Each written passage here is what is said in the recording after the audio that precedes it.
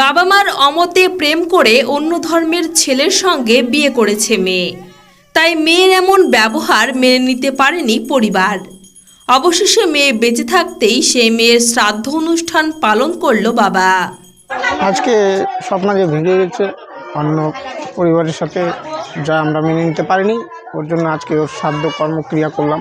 Last ও ভাগছিল প্রায় 9 তারিখ 3 মাস 2025-এ। আজকে ওর চৌথা আমরা ক্রিয়াকর্ম শ্রাদ্ধ করলাম। যে মেয়ে বেঁচে আছে বাবা তার শ্রাদ্ধ করছে, এমন বিরল ঘটনা হয়তো এর আগে কখনো দেখেননি। তবে উত্তর দিনাজপুরের চোপড়ার এই ঘটনা দেখে সত্যি হতবাক সকলে।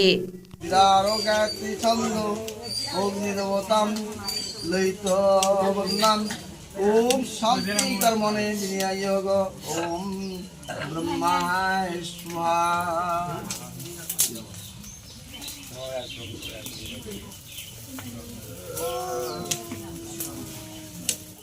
পরিবারের সদস্যরা জানায় তাদের মেয়ে বাড়ির অবাধ্য হয়ে বিয়ে করায় তারা গভীরভাবে মর্মাহত হয়েছেন এবং তারা মনে করেন তাদের মেয়ে তাদের পারিবারিক সামাজিক মর্যাদা ক্ষুণ্ণ করেছে এবং পরিবারের সম্মান নষ্ট করেছে। তাই এই শ্রাদ্ধ অনুষ্ঠানের মধ্য দিয়ে তাদের মেয়ের সঙ্গে সমস্ত রকম সম্পর্ক ছিন্ন করার ঘোষণা দেন তারা। ওই যে ভাগে গেছে আর কি, মানে মেয়ের মতেই ভাগছে, আমাদের গ্রামবাসী বা ফ্যামিলির কারো মত না নিয়ে, তার জন্য মানে আমরা এই সিদ্ধান্ত নিয়েছি আর কি। পরিবারের পাশাপাশি পুরো গ্রামবাসী মিলে? হ্যাঁ, পরিবারের পাশাপাশি আমরা প্রায় গ্রামবাসী সবাই মিলে। কি করলেন আজকে? ওর শ্রাদ্ধ। মানে কি কারণে এতটা যে শ্রাদ্ধ পর্যন্ত যেতে হলো? এটা একটু কারো ভিতরে আমাদের গভীর আছে, রহস্য আছে, ওটা বলছি না। না, ওটা তো আছেই, পরবর্তীতে যেন যদি শিক্ষা না দিয়ে তাহলে পরবর্তীতে আরও ঘটবে এরকম।